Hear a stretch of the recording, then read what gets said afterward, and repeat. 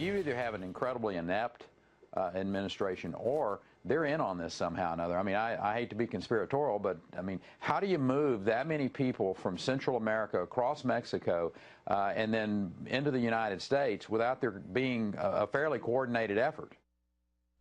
The right has always said with complete conviction that President Obama and his allies had a plan for allowing millions of illegal immigrants into America and then making them citizens to be lured into becoming Democrats and thus ensuring the future of the party.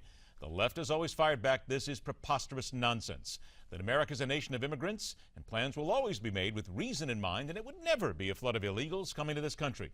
The stalemate continued until the Center for Immigration Studies uncovered a plan to print work permits for up to 11 million illegal immigrants over the next 2 years. As one might expect, the snit has hit the fan.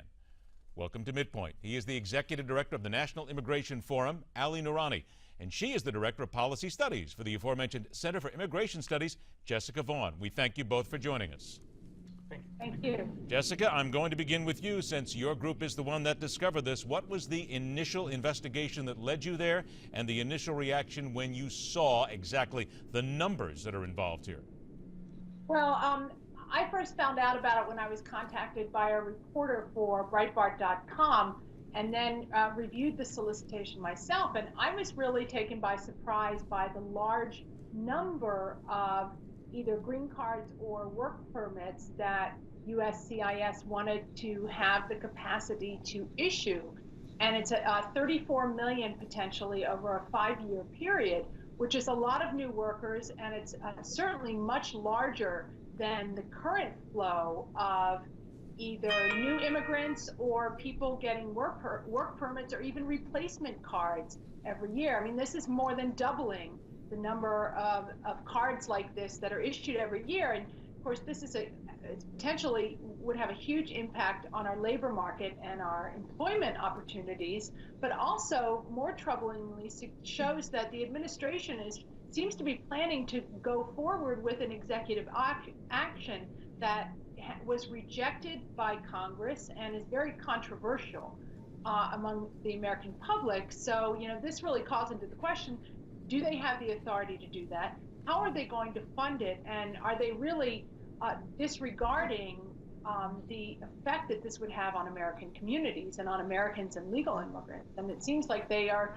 planning to do just that, to just forge forward without approval or authority. Ali, I would guess you'd have to look at this and say, at least when you see it from what it is, and for the reports that are out here right now, and certainly the Breitbart study and also this and Jessica's group looking at it, this does look like the president and his administration have tried to sneak something past to get ready for an action to be taken later. You hate to use the word conspiracy because I think we try to throw that into almost every single thing that happens every single day, but certainly there's something going on here that's sneaky. It seems that way, doesn't it? Well, it seems to me that the U.S. Citizenship and Immigration Services is replenishing its card stock and really preparing for, doing the job that it's supposed to do, which is to issue green cards, work authorization, and, keep the machine moving. Well, yeah, but replacing that much stock, you'd have to admit that that certainly is a little bit out of the ordinary from what they usually do. Well, at this point, USCIS is serving about 6 million people a year. So I don't know, and I'm not sure if Jessica knows the inner workings of USCIS and whether, what they're replacing and what they're not. I mean, I don't think either one of us. I know I'm not in a position to speculate on what the administration is going to do. When deferred action was put in place, that was an effort well within the authority of the administration, and in fact you saw a wide range of law enforcement and other individuals say, you know what, this is the right thing to do for our local public safety and from an economic perspective as well. So I think we can, to speculate on what the administration could do and might do is one question, but to actually make sure the government is working and to have enough business card stock in place, I think we're making a mountain out of a molehill. All right, Jessica, 30 seconds. We're going to take a break, but for 30 seconds, go ahead and respond. I know you had something.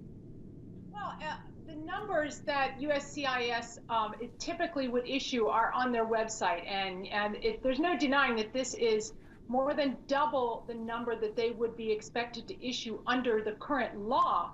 So what they're talking about is getting the capacity, building capacity. They have a plan in mind to more than double the number of people who get permission to work here or who get legal status here. And 34 million is an enormous number that can't help but have an impact on our community. All right, I'm going to ask you both to stand by. We're going to take a break after we come back from the intermission. We've always heard that Republicans must have the Hispanic vote and that of those affected by illegal immigration to succeed, but is that necessarily so? How does it work into this? And later on this hour, the disturbing fact that Al-Qaeda has never really ever gone away.